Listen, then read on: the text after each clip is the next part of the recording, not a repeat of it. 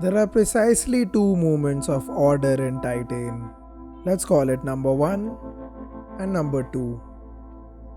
But where's the order? Now for number 2, the answer seems obvious. Everyone feels equal in this shot. Everyone is treated the same. This is a moment of pure joy, and the order is egalitarian. Our main characters finally loosen up from all the pressures they felt with the social roles they play in life. Yet when we turn to number 1, the answer seems more complicated. This shot is a continuous tracking shot. You perceive order through its uninterrupted flow. It transforms into a shot of Alexia, our protagonist, dancing in a titillating fashion on a car. Thus, the camera turns into the perspective of the male gaze, and this reveals to us a hierarchical order of males looking at women and cars as objects of desire. These moments of order stand out precisely because the rest of the film is unsettling chaos.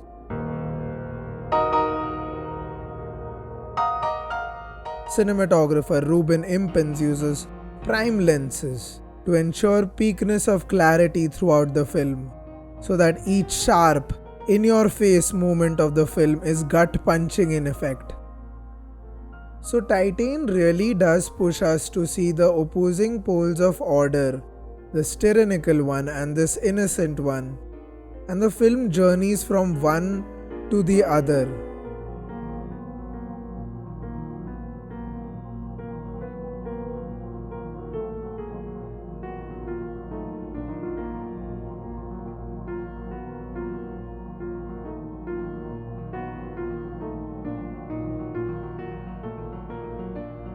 When asked about Titane, director Julia Ducournau said this: I see love as something that is a constant becoming, that is an absolute, that goes beyond any representation, and that is full acceptance of the human being in front of you, no matter their gender and no matter the social construct that they represent.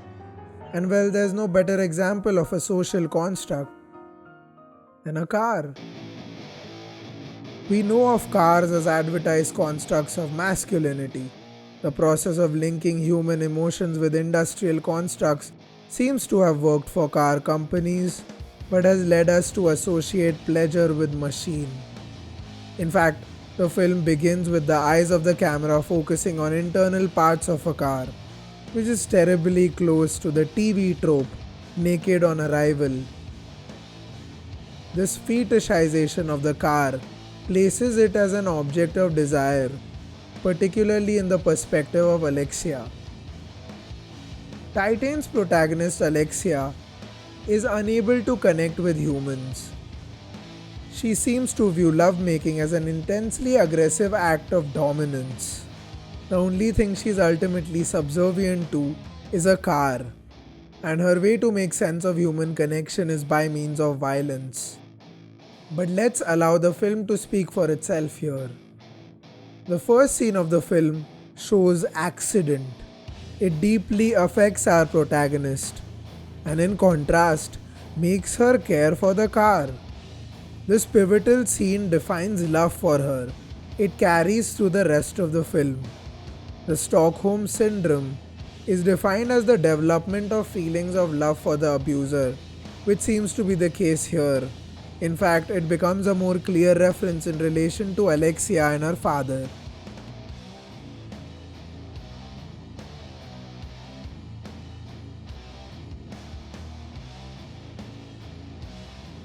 She brutalizes people for pleasure and searches for connection through wrong means. And when in danger, she brutalizes herself to save face from the police, quite literally. The film leads up to the highly debated intercourse scene between the car and the woman. But by seeping into the layers of toxicity in this connection, it manages a critique of society.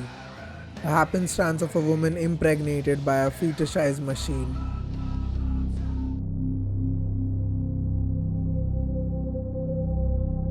After running away, Alexia changes her face to impersonate a lost son, Adrian, and Vincent The father of the lost son accepts her completely. But the father and his world are another product of masculinity gone wrong. The father keeps injecting steroids to feel like a man, and his subjects keep respecting him for this image. Alexia finds herself yet again in a masculine order, but is in a completely different position. The entry of a feminine woman turned man elicits mockery from the boys. The process of a pregnant woman turning into an ugly boy is equated to the father turning into more of a man by means of cinematography and editing, since the two individuals get very long scenes one after the other, as both descend into great ugliness.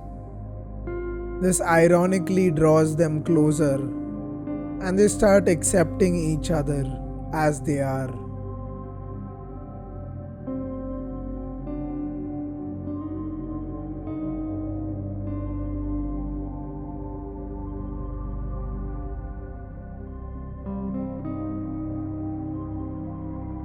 One thing that I promptly noticed in Titane's framing is how Alexia and her father never really came face to face in the film. They're always detached from each other by means of distant camera angles, even when they're in the same room. But an immediate contrast to this is present in the very first meeting between Alexia and Vincent, as they look at each other eye to eye. This is further underlined by how both of them sit in the front seats of the car. While initially Alexia used to sit in the back seat of her father's car. Even notice the seat belts. In the case of her father, she was always bound by means of seat belt, but in Vincent's car, she doesn't feel the need to wear one. That certainly doesn't mean the filmmaker is making a case against the seat belt, but is rather using it as a storytelling device to show how Alexia really feels in these settings, among these people.